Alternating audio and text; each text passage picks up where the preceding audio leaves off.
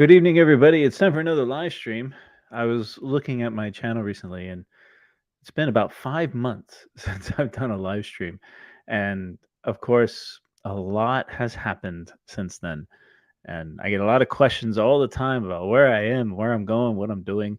And so hopefully I can fill you in on some of the happenings over the last few months. So since I think it was May was the last time I did a live stream. um, I have since left China and uh, done a lot of traveling and visited a lot of places. And I hope to share some of these experiences with you guys uh, before the videos come out. You've already seen a few of the videos, but I know I'm getting a lot of questions, and I want to talk about uh, a lot of the things that have been happening. Uh, First and foremost, I would just want to say that I left China in June to go home and visit my family. The term ended, and it was time for me to make a decision if I was going to stay in China for another summer, and then continue in the fall. And it had been 3 years since I've seen my family, so uh, I made the decision about a month before I left to leave. About 5 weeks. I gave myself 5 weeks to prepare, and a lot of preparations just in case for some reason I wouldn't be able to go back to China, and that's actually kind of what happened. So I'll fill you in on a lot of it. But I finished the term, and I've been back to America for a month. Then uh, I went to Dallas. I went to I'm here in Vietnam right now. I spent about a month in Ho Chi Minh City, and I'm currently in Da Nang, Vietnam. And I've also visited Malaysia. And last weekend, I spent a weekend in Bangkok, Thailand, and I had a great time in both these places. So again, lots to share, lots of stories, and if you have any questions about what's going on, feel free to hit me up. So we'll start with the first thing that I had to do before I left China was prepare for the possibility of me not coming back. I've talked about the difficulties if certain things happen when you're home or outside of China. Getting back into China is extremely difficult, and I had every intention to try and come back, but certain things happened, and it's now very, very difficult, if not impossible. So because I had to prepare, the first thing that I had to do was I had to sell my car. So if you follow my channel, you know about how much I love my car. It's a 2000 and I think it was 2012 Havel H6, and I've had it for about 2.5 years. And this gentleman is Mark. He was in my wine tasting video, and he's the guy I sold it to. I gave him a great deal. And I talked with him just the other day, and he says that the car is still running fantastic. So I'm happy to hear that. I'm happy it's with a good home. He drives his kids around in it. And I do miss this car. It was a wonderful car, and it kind of spurred me onto the whole idea of learning more about Chinese cars. And I still do that. So I had to sell my car. I sold a lot of things. I sold a lot of equipment. My studio that I had, all gone, all sold, and um, just cleaning up, getting ready, because the reason why is because I heard all of these stories about um, people who would leave China, these people who have families and businesses and assets and houses and cars and a life in China, and they go home to see their family, or they go on holiday, or they go on a business trip, and they're unable to get back in, and therefore they have all of these assets and all of this stuff uh, behind the wall in China, and they cannot get it. And I've been hearing these stories for the last couple of years. I remember when COVID first started, many of my friends who were on holiday at the time were still paying rent every month, hoping that they could get back, and they left all of their clothing and their computers and um, their life there, and it's still there. If you go to some hotels in China, and apartment buildings, you'll see that there's storage areas of all different types of stuff from all different types of all different people who just left it there. And I didn't want to do that. I had to prepare. So, and having a little bit of cash from the sale was fine. It's not beer. It's a pomelo soda water. All right, people are already commenting, so that's great. So let me go through this quick part of the story, and I'll get to some of your comments. Okay, so I leaving China was very difficult. Getting all the paperwork ready, selling this car was very, very difficult. And I have, of course, Mona who helped me out a lot, and of course my Chinese tutor, Leva, who came with us to transfer the registration over and everything. That is a nightmare. It was a nightmare to buy it, but to transfer it to another foreigner and ownership is also a nightmare. It took 2 weeks, about a week and a half to get it done, and the amount of paperwork involved is just insane. But it's gone, and he's very happy with it, and I hope he has good times with it. So my poor car is gone. So I got everything done, and I went to the airport. I flew out of Guangzhou, and at the time, this is in June. At the time, there were only 2 flights leaving per day out of Guangzhou International Airport. One I think was heading west towards Turkey, and the other one was headed towards Seoul, South Korea. And I got on one of them. I had booked it 4 weeks in advance, praying that it wouldn't get canceled the whole time. I mean, every day I was checking, is it canceled? Is it canceled? No. I got very lucky because less than a week after I left on that plane, that route was canceled by the Chinese government because of too many COVID cases involved or something.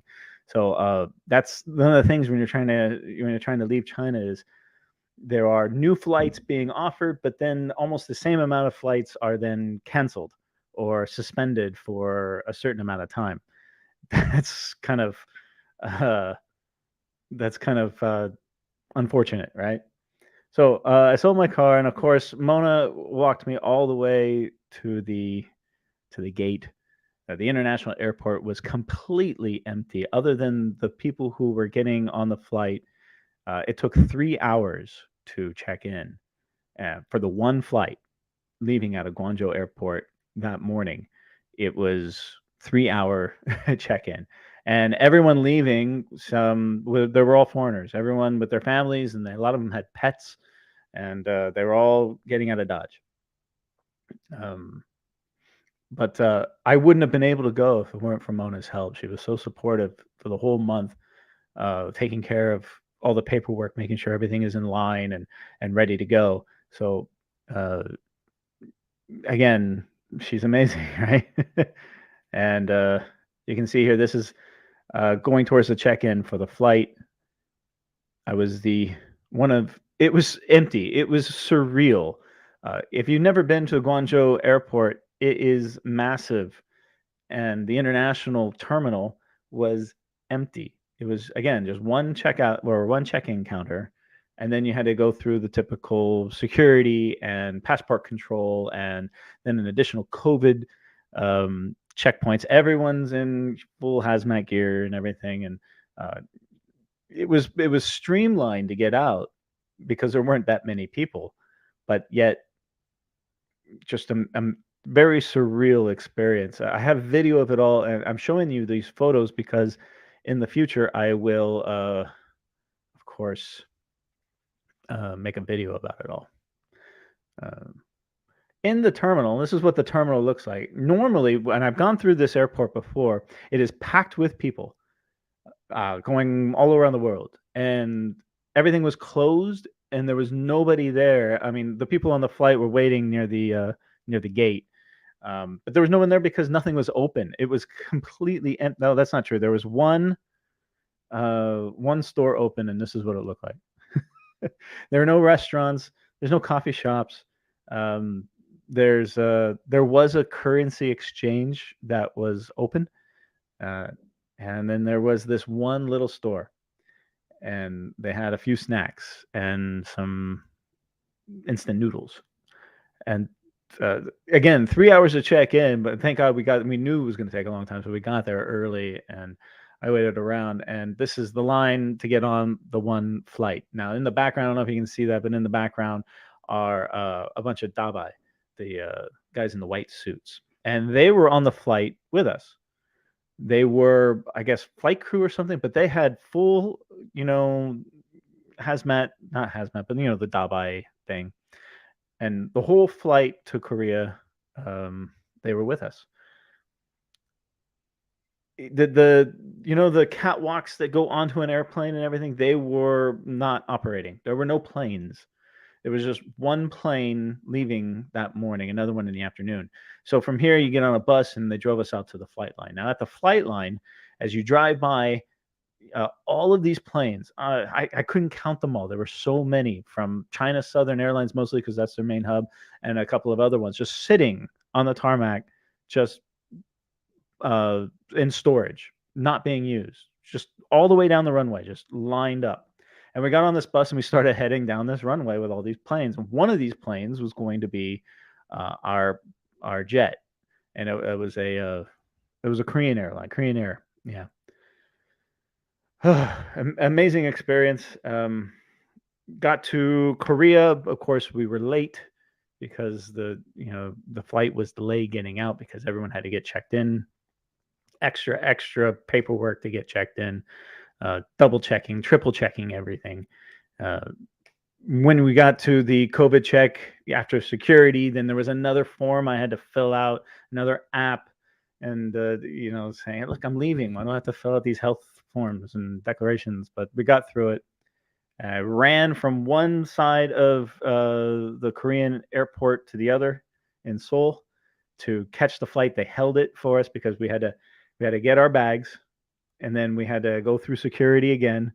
It was just a massive rush, and we were all running to catch the flight to LA.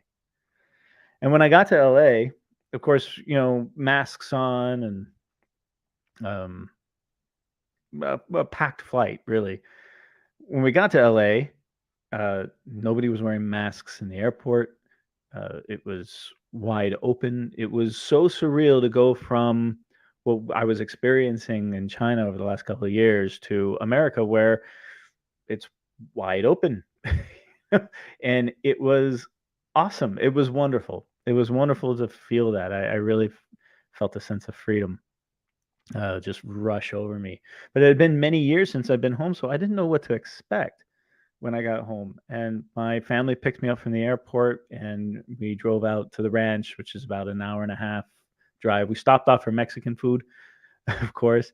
But I remember feeling really out of place because uh, I have been so accustomed to living in China for so many years that I'd forgotten what America was like. And especially since COVID, I hadn't been home to America for COVID. So, I mean, just sitting down at that Mexican restaurant on the way home, and when ordering, and the waitress comes over, the dining experience is so different, and I felt just completely out of place. It took me, in many ways, I'm still trying to rediscover what it's like to live in that kind of world, and that's what I'm doing now. And of course, when I got home on the second day, I caught COVID. Of course, right? The whole family got it. We were all just sick together for a few days, and it wasn't fun. It was a bad head cold. That's what it felt like. But I'm so glad that I got it, because now I don't have to worry about it anymore. I know that I can handle it, and I feel my body has got some a natural immunity to go with it.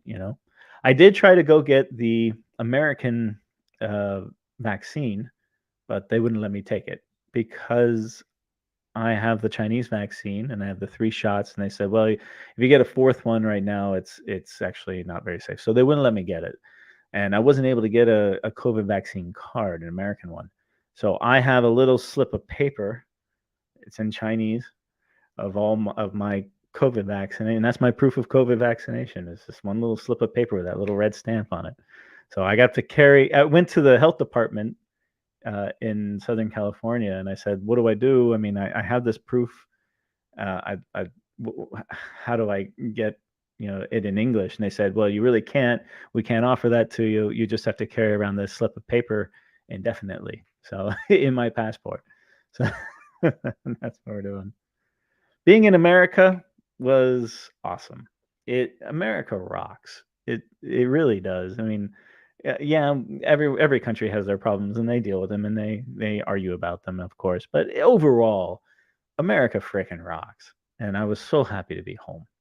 So I spent a month there, and I was living in my parents' fifth wheel in the back of the property. Just they offered it to me as privacy, and it was great because I was so struck with reverse culture shock about everything about America was just tripping me out. Uh, Driving around, and there's no cameras.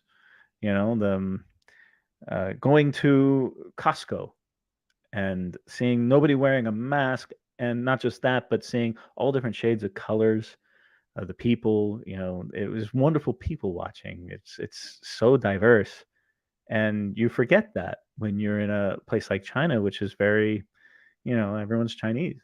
So when you see another foreigner, it's like, hey, another foreigner. But in America, you blend in. You're just one of the guys, and I miss that. Went to a movie. I forgot how to pay for things because in China you end up using your phone for everything, right? To pay for everything, and so it was really crazy because every time I went to the supermarket or went somewhere, drove somewhere, I would get out of my car and I would grab my phone and I would grab my mask and I would wait a minute. I don't need a health code. Um, I don't need a mask. It was really took me a long time to reacquaint myself to the way things are done. Uh, Apple Pay, I could use Apple Pay, but I didn't set it up, so I had to use cash. But I didn't have my wallet with me, so I went to go pay for something, and I was like, "Where do I? Oh wait, yeah, you don't." I got to go back in my wallet and get some cash. Very strange, and that went on for a long, long time. Uh, Here's another crazy thing about going home. And I'm going to do video. I have video about all of this, by the way. When you go home and you try to live your life, there are different apps that I'm not have no experience using. WhatsApp. I've never used WhatsApp before. Uh, Everything in China is through WeChat. You buy your movie tickets on it. You order your DD car. Uh, you can shop on it. You can get food delivery. You can get all this stuff on one app. When in America, it's like 10 different apps. So I was just downloading tons and tons of apps and seeing if I can set them up and work them. I have no experience with any of these. So I really felt out of place. And every place I went, I was like, how do I do this? I forgot how to buy gas. Just, um, and I told people like, look, I've been in China for the last 7 years. I don't know how to live a modern life in America. So I had to relearn all of that. It was super trippy.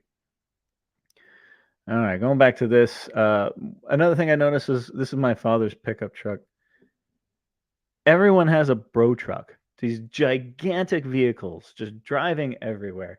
And other than the Teslas, and I did see like a Rivian here and there, and I did see a Lucid, a couple of other random electric cars. Other than the Teslas, everyone has a gas car, and there are gas stations on every street corner.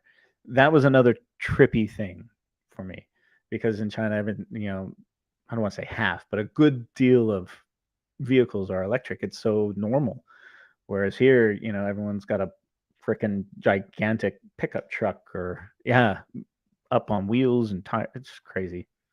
Absolutely crazy. If that's not enough, for my birthday, I decided to fly out to Dallas to see my brother and my nephews who live out there. And I figure, okay, Southern California is one place to visit to get an American experience. Then you're going to go to Dallas, Texas, which is as American as it gets, right? So that's where I went. Um, and the my brother and my nephew and I, we took a tour of the Cowboys Stadium, and that was really cool. Just I'm not a huge football fan, but to see a stadium this big and to take a tour about it, that was pretty awesome. And then right after that, we went to a ball game. We went to a baseball game next door to see the Rangers play. I don't care about the Rangers; they're not my team. Everyone knows I'm a Dodger fan, but to go to a baseball game at a stadium really meant a lot to me for my birthday. So these are my nephews and my brother, and we had a great time. Well, I had a great time. I think I think they were all tired, chasing after me. Uh, so let's got some comments here, and then we'll continue on with one more with Dallas, one more with Dallas. Uh, Country Texas barbecue. There was this great Texas barbecue place not too far from my brother's house that they took us to, and not just the food, but you got a guy in the corner singing, good old country music that, honest with you, I haven't heard for maybe 20 years since I was last in South Dakota when I was living there, and I kind of became a fan of country music. And so I was singing along with this guy and eating tons of barbecue and having a grand old time. So I want to thank my brother and my nephews for showing me a good time. I was ear to ear the whole time I was in Dallas, just driving around, looking at things, helping them out. We moved a couch, things like that. Good times. Again, the title of this live stream is I feel so much better, and I do. I feel a million times better. I'm still not 100%. I have a long way to go. I'm talking about like health wise. When I left China, I was out of shape. I had no flexibility. I had a back issue. I had a shoulder issue. I wasn't sleeping very well at all. I mean, the back pain alone was bad. I had a foot issue, and that I was putting up with that pain for 6 months, maybe longer. So I decided to get into shape and focus on myself a little bit more. And I have been losing weight. Where I'm at now, the sole goal of me being here is just to take care of myself, to get my mind right, and get my body healthy again. And I have no more pain in my body anymore. I go running on the beach every night, and life is good here. And I feel very free, um, free to be more creative, to say things that I wasn't able to say when I was living in China. I do hope to go back to China. I had a great time there. It was amazing. Um, China is a land of superlatives, that's for sure. So I do hope to, because there's so much I still need to do there. And when at the time, and I think things are different now. They might be a little bit different, but at the time when I was deciding where I was going to go next, because I caught COVID, the process of getting back into China is, and I'm not talking about the visa, I'm talking about health codes, is cumbersome, time consuming, and expensive. So even now, it's nearly impossible for me to go. And I've gotten so accustomed to being outside of China and back in America and here in Southeast Asia, where there are no COVID restrictions anywhere. It's as if COVID uh, never existed, and I love that. So I love having that freedom. I'm waiting for uh, China to lessen their controls to make it a little bit more manageable to travel and live there. But in the meantime, I'm here. And the longer I'm away from China, the less I think I know about it. So it's still fresh in my mind. I have a very good sense of what's going on and what's happened, and how things work. But of course, everyone knows this. China changes so quickly and so drastically that the longer you're away, the less you understand about it. I'm very aware of that. And of course, the longer I'm away, the harder it will be for me to move back there, to live there, and hopefully in the future. But I'm starting to build a little life here, and it just makes it more difficult to go back. All right, let's go back into some of these. Okay, so we have um, Kaozu. Are you in Vietnam right now? Yes, I am. I am in Vietnam. Uh, no, no, it's okay. It was good. A lot to process. You spend 7 years in one city, which is the longest other than my hometown where I grew up as a little boy.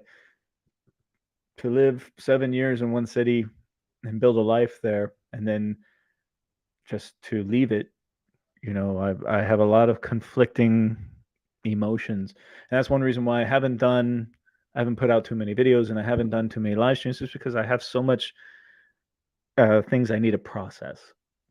It's a process in your head to get things right. You go through the Kubler Ross 5 stages. It can start with denial, and then anger. I can't remember them all, but I had to go through all of that because there were times when I was in denial, and there were times when I was very angry, and there were times where I was very sad, and then there were times when I'm starting to get to that point now where I'm accepting what has happened and what the future lies. And it's actually been a very therapeutic time, and I'm in a much better place because of it. I feel great. Okay, so let's see what else. Hello, thank you for joining me. Yep, all good, all good. I just joined your channel because of your Chinese videos. Oh, well, I still have more Chinese videos to put out. Over the last 6 months that I was there, I was filming a lot. I was working like 7 days a week. And those who know me know how hard I was working. And I accumulated a lot. And I've been going through a lot of those, trying to get through them.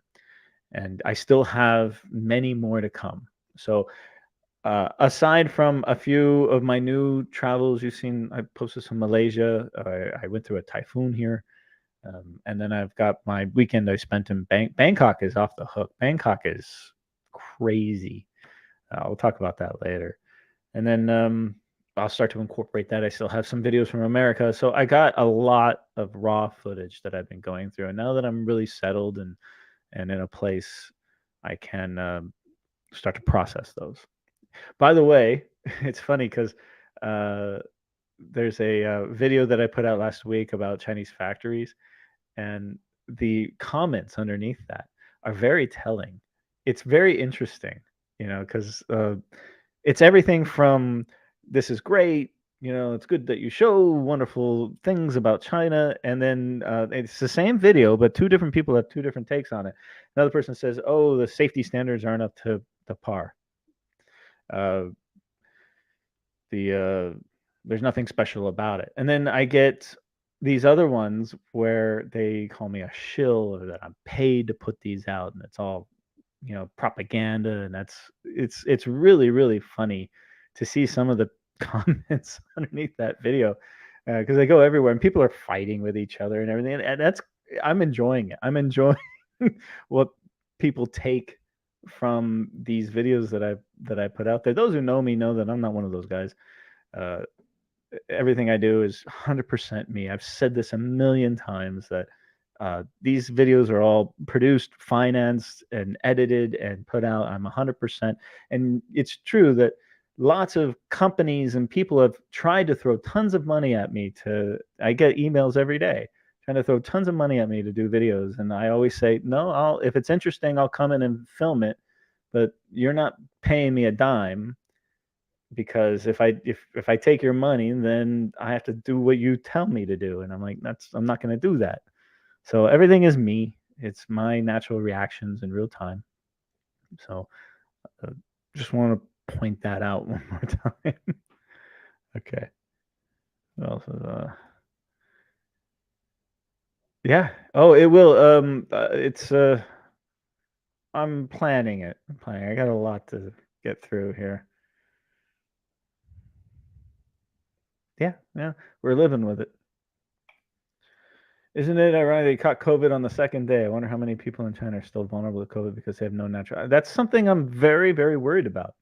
You know, the rest of the world is moving on with natural immunity, and they say like 90% of the Chinese population is vaccinated um, with the same vaccine that I got. Uh, it is kind of ironic, isn't it? But again, I kind of knew it was going to happen. That's why I was preparing all this stuff before I left. I kind of knew that the chances of me getting COVID were very, very high.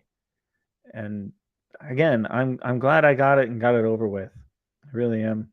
It was it was very surreal. Hi, Mona. Happy Saturday.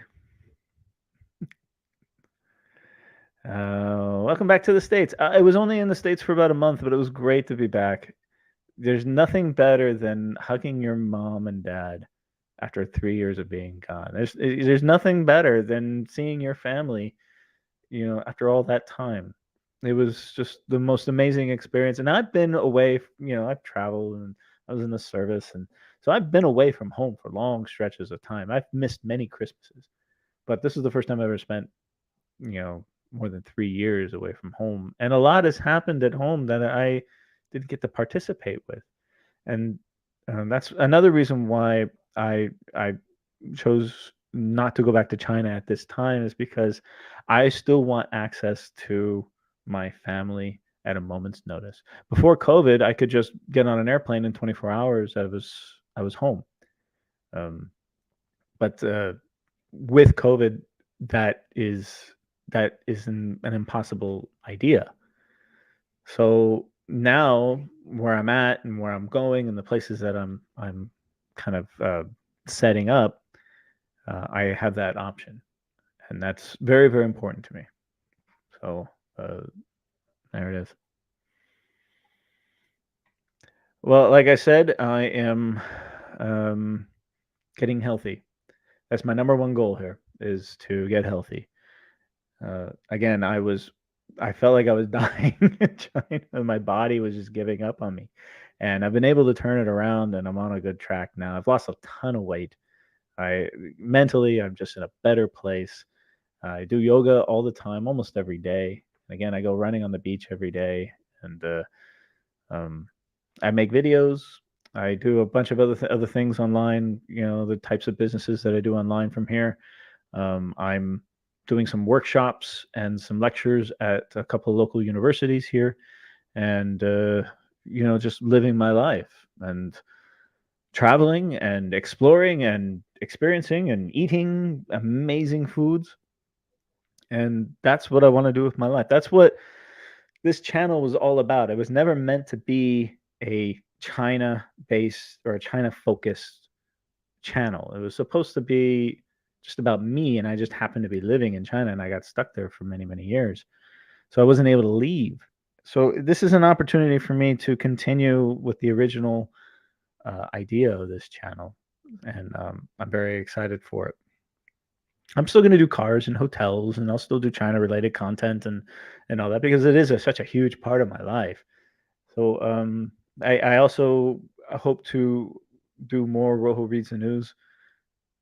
I got lots of time to do it. So um, yeah, that's the other thing is I'm free to not only live my life the way I want to live it and go the places I want to go and do the things I want to do, but I am free to decide how my time is spent. And I think at my age, there's nothing better. There really isn't.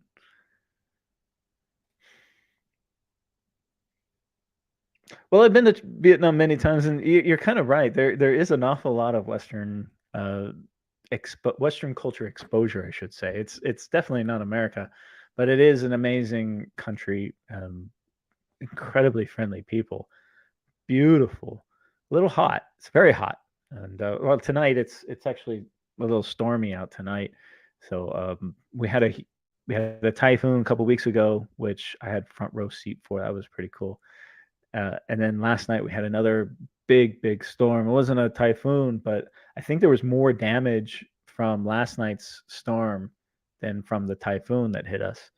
The photos. I mean, I went down to the beach today, and I couldn't even walk on the beach. There's just so much trash, and the boardwalk was completely collapsed, and there's flooding still. The construction site next to us is completely flooded. Those poor guys. They gotta try to find a way to pump that out. So, and then there's another one coming tonight. Another really big storm coming tonight, and then the sun's gonna come out on Monday and Tuesday when there's no tourists here. It's gonna be great. Yeah, it's been a long time. 5 months, 5 man. Um, okay, let's go back. Uh, Raymond, I'm no longer in China. I'm in Southeast Asia now. And Dylan, good to see you, brother. Yeah, I was just talking about you, man. And I hope you're doing well out there too, man. Vietnam is great, and I'm very happy. So, all right, let's do a couple more. See, Dylan, you remember this guy? So I was just talking about my experiences in Dallas. We went to the ball game and barbecue and stuff. Fun times, man. I remember Dylan. I got off the plane in San Diego, and Pops picked me up and drove me back to the ranch. And when I got home, uh, I got out of the car, and I remember I was just ear to ear. I went up and hugged my mother. Good to see you. She said happy birthday, and I just recalled the trip, to be able to take a trip, from San Diego to Dallas, rent a car, go hang out with the family, go have some dinners and go explore and just do some fun things. And then from there, fly back to San Diego. No COVID tests, no QR codes, no guards at the door checking your paperwork. It was just free and open. And it again, ear to ear. It was a great trip. It was a wonderful birthday, man. Thank you again, Dylan. Appreciate it. Say hi to Ty and Mike for me, brother. All right.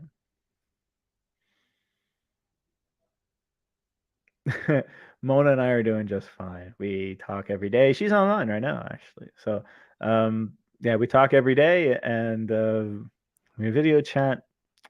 We miss each other a lot, and we get through it. We do our best. Mona and I have a little bit of experience with this because she always lived in a different city. So we go long stretches without seeing each other in person. Of course, this is the longest we've been. And oh, that is so true, isn't it? Home is where the heart is. Um, yeah. Okay. Next, see what else we got here. Back in California, wine country. Absolutely great. I went and shot guns with my father. I drove out into the desert a little bit, and I got to shoot my grandfather's gun. This is an American thing. I know a lot of people in Asia don't understand the gun thing, so it is definitely an American thing. This is my grandfather's gun, who passed away while I was in China, stuck in China, and I couldn't go home to grieve with the family. So this was a special thing. My father made sure that I got a chance to shoot my grandfather's gun. Yeah, that was a nice day. And I got to meet my niece Sylvie. She was born about a year ago. So again, I get to meet family. Some family members pass away when you're abroad, and then you have new family members that come into the family. And I'm so happy I got to meet her. She's such a doll. We had a great time. My sister and my brother-in-law and his family, and we all went to the Orange County Fair together and had a wonderful day. And God, she's just lovely. So there was one nephew that I did not get to see while I was home, and I regret it completely. So Gabriel, I hope to see you when I come home, hopefully for Christmas, and because it's been years since I've seen you, dude. So I can't wait to see Gabriel again. All right. Of course, I had to hang out at the beach, right? So I went down to Huntington Beach where they're having the U.S. Surf Open, and saw some pretty good surfers. But it was great to like go down to Huntington, eat at Wahoo's Fish Tacos, um, and hang out on a California beach again. Because this culture, this type of beach culture that you see here, does not exist in China. So it was wonderful to experience. The guy grew up with this stuff. Hmm. It says, please do lots of Vietnam videos. I plan on it, not just Vietnam. Again, it's this is just where I'm hanging my hat for right now.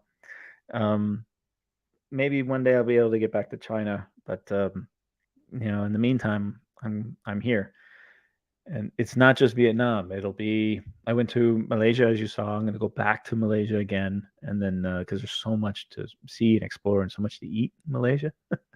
Last weekend I was in Bangkok. Bangkok is crazy.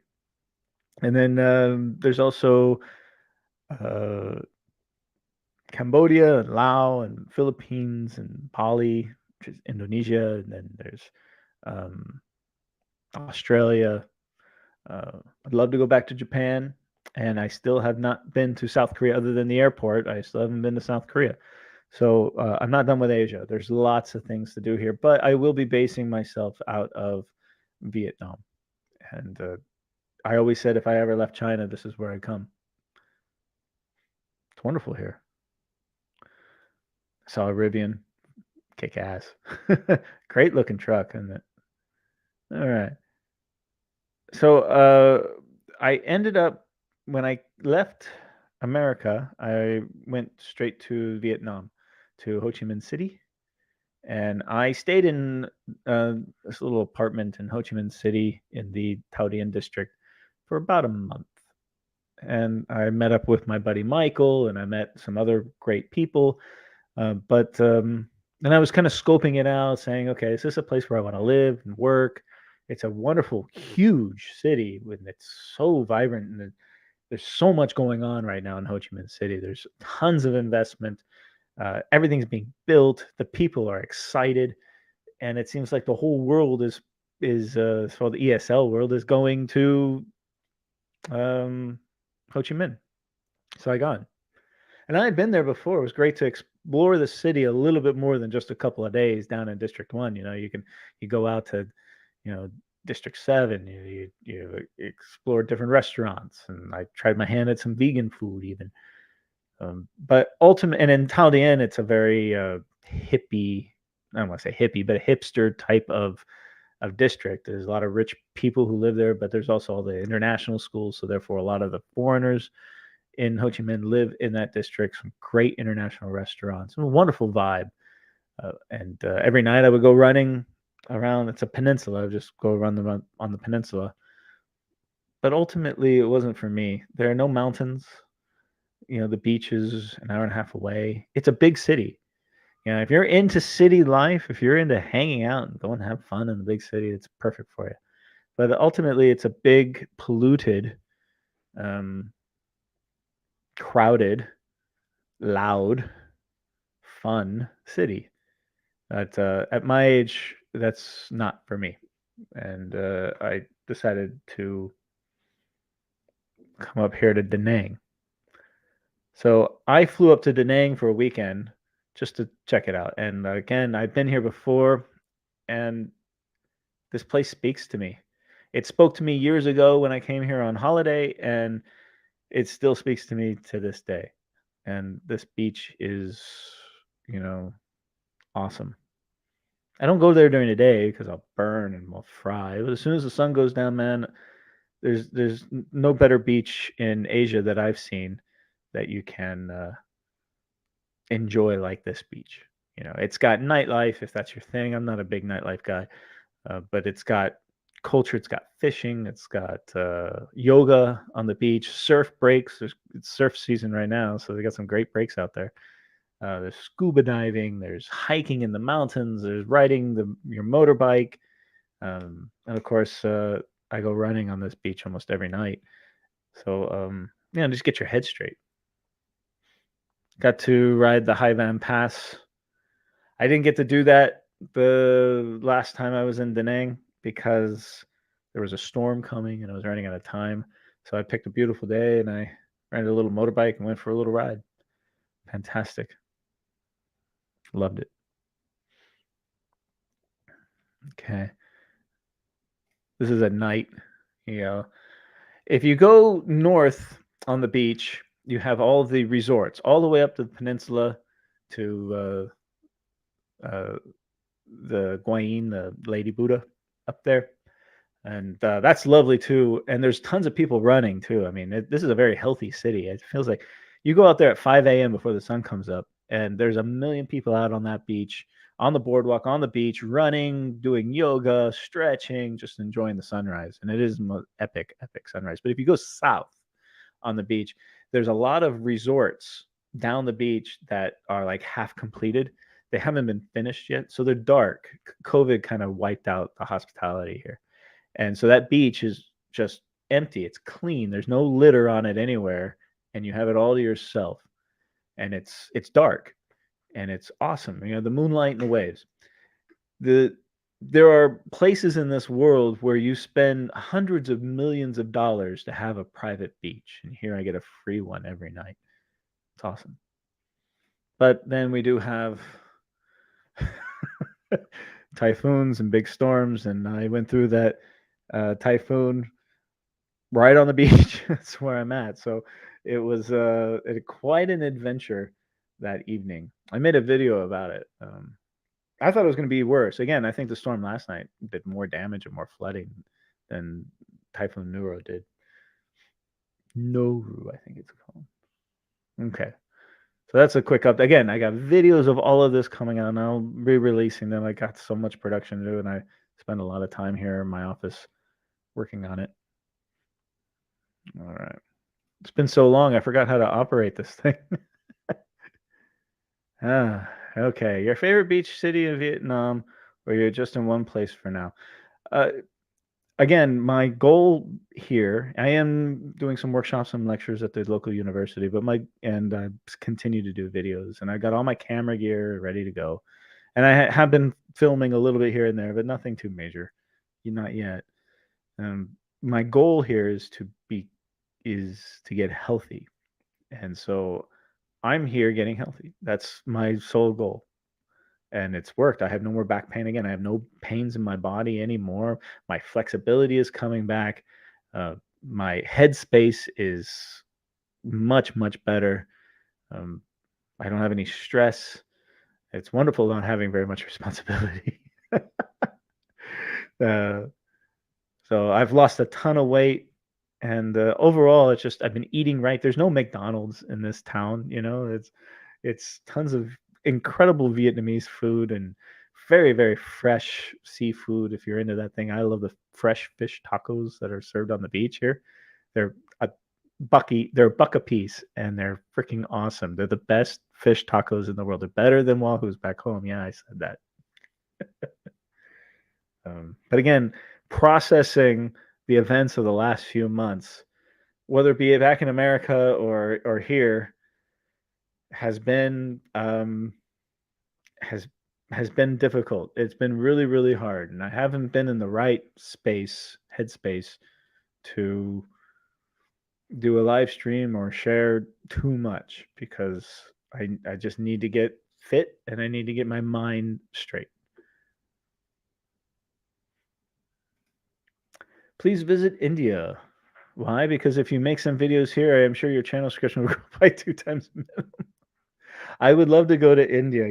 Mona has been to India, and we would go to Indian food in China, and I don't know very much about Indian food at all. I find it's delicious. I love it, but I find that I get lost in the names. So there's an Indian restaurant. There's a couple here, but I've been trying to learn more about Indian food, and Indian culture is so diverse from north to the south.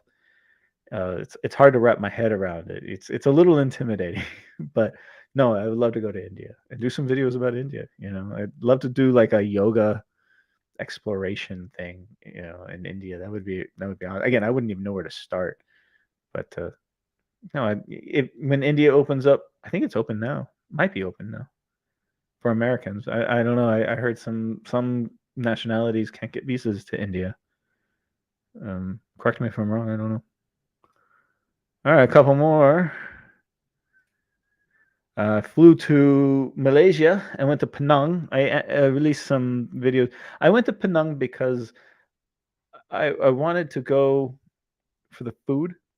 And unfortunately, I did eat some great food when I was there, but unfortunately, I had an appetite issue for some reason. I just couldn't find my appetite when I was there. The It smelled delicious and everything looked scrumptious, but I ended up eating far less. Had like you know, 1.5 meals a day. So it was unfortunately a little bit of a wasted trip in that sense. But I got to do some hiking, explore Georgetown a little bit, and just relax and have a nice little holiday. So this is the resort I was at. It's the Golden Sands Resort by Shangri-La. That's what they call it. But what it really is, it's a old 1980s style resort, beach resort style, and everything in here is still 1980s. They haven't changed much. The TV might be new, but um, this is just a massive amount of people that come through this resort on the beach. It's a 4-star property by Shangri-La. Limited services, limited amenities. The pool closes at like sunset. It's like there's no night swimming. And the beach in the front is a nice swimming beach. It's got a little bit of a shore break, but it's pretty mild. But the sand is a little too coarse to go for a walk on the beach. You know, it will exfoliate your feet. Um, but still, a great experience. That part of Penang to go out of Georgetown and kind of get on the north side of the island. I do plan on going back to Malaysia. Um, Probably the next 3 weeks. I'm hoping to make another trip to Kuala Lumpur. Get this, you know how much the plane ticket costs? Okay, so I'm in Da Nang. There's an international airport, like 5-minute drive in the center of town here.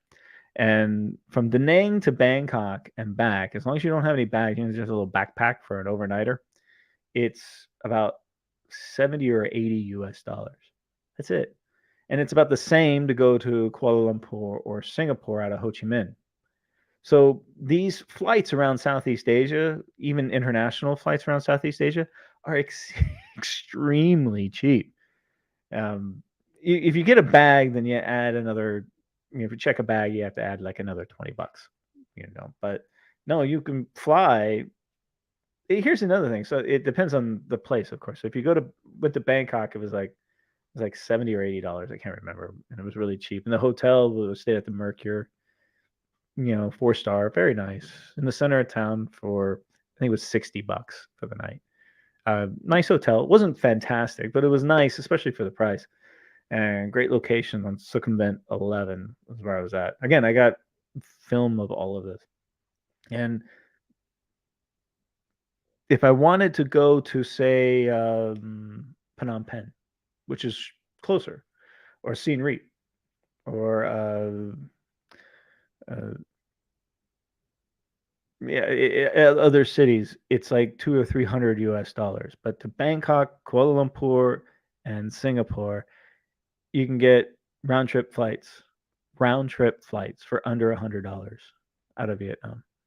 So it's fantastic for exploring. I felt like I was just like flying to a neighboring. It technically is, even though it's a completely different country and language and culture. I felt like I was flying to a neighboring city. It was so cheap. It's wonderful. Had a great. Here's another thing about Bangkok. Okay, Bangkok is swimming with weed. There is weed everywhere. It blew me away. Now I'm from Southern California, so I understand the weed culture, but I had never seen anything like this. When you walk down Sukhumvit in the center of town, every 10 meters there's somebody selling weed. It's just out in the I know it's legal there. You're not allowed to smoke it in public. They want you to go someplace private to smoke it. But they sell it everywhere. So you'll have um a random guy, selling, cannabis laced tea. And then 10 meters down the way, you'll see, a guy who's selling like um, smoking accessories, and then he'll sell like ladies underwear, edible underwear. It's Bangkok. And then they have like DVDs, bootleg DVDs, and then jars of weed just right on the street everywhere. uh, it's then 10 meters down from that, you'll see like an old auntie with a little baby in her hand and a little table with, 4 jars of weed, selling it. And it's so ubiquitous that you walk down and it's like, oh yeah, another person selling weed. And then you have in these head shops that are just huge, and you walk in and there's 10 people behind the counter who are, weedaholics, or I don't know what to say, but they're weed experts, I guess, and they'll hook you up. But you can't smoke it anywhere. And everywhere you go, every restaurant you go to, every hotel you go to, there's a sign that says "No cannabis smoking here." So I don't know where people go to smoke, but it's there. And if you don't want to smoke it, you just get cannabis cookies or something, or cannabis tea. It's ridiculous how much of it there is. It blew me away. It really did. Then on top of that, there was a guy there was a guy near, I think it was Terminal 21, Sukhumvit 21. And just had a little stool and was out there with a little table, and there was a bunch of people around him. I was like, what are they doing? I looked over, and the dude had like a bag of weed, like a pound of it, and he just poured it out onto his little table on the street in the middle, and just started taking chunks and then just filling like, little pre-rolls, rolling it up, and then selling them left and right. And if you're curious, it is very expensive too. Oh, Dylan, I'm planning a trip with my friends to India in March. Bangalore and more. Yes, Dylan. Let me know, man. I'll fly out there and hang out with you guys. I've never been to India. It's interesting that you chose India, man. I thought, well, I know you've been to Japan many times, but yeah, dude, let's do it, man. Dylan's a good guy to go eating with because he understands good food. And if you can't eat everything, Dylan will eat the rest of it. Dude loves to eat, man. So we'll go on a eating tour, Dylan. All right. Um, oh, that's it. That's all I got. That's all my photos. How long have I been on? Oh, about an hour. That's about right. So this is Mikey Beach, or excuse me, Mayan Beach. This is the day after the typhoon hit. There used to be maybe 100 meters, 150 meters of, let's say about 100, less than 100 meters, about 100 meters of sand to go out to the water area. And even right now, it is all the way up to the boardwalk. The storms have just washed away most of the beach, and now it's starting to consume the boardwalk.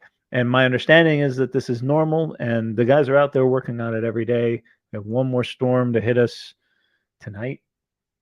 Yeah, it's raining out there right now, so it should be a fun evening. But that's all I got. So, with that being said, I want to thank you all for joining me for the live stream. I just want to update everybody on where I'm at and what I'm doing.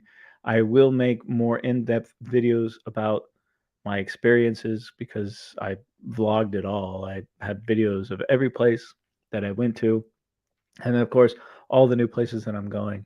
And here in Da Nang, and also I chose Da Nang not just because it's like an amazing city with incredible food and all the amenities I already explained, but it's got an international airport right downtown. It's halfway between Hanoi and Saigon. It's an hour flight to each one, and for 60, $70, I get a round trip ticket. So I feel like it's a great you know base of operations for whatever I end up doing, whatever tickles my fancy. I will continue to do China related videos. I have a lot to get through, including some car videos, some hotel videos, and then I will start to transition more into Southeast Asia videos. But I still will do a lot of content about China, mostly on my Rojo Reason News um, channel, and especially for cars, only because I'm not there.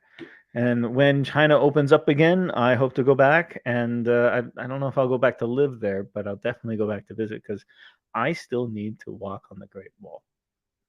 And I need to see all my old friends. I need to visit Mona. We need to get the world open again. And so I wish all my friends in China the best, and I wish all of you the best. And I want to thank you for joining me. Uh, Pay attention to the next couple of videos coming out. They are China related. I got one more for Malaysia, and then we'll go from there. Till then, take care, everybody.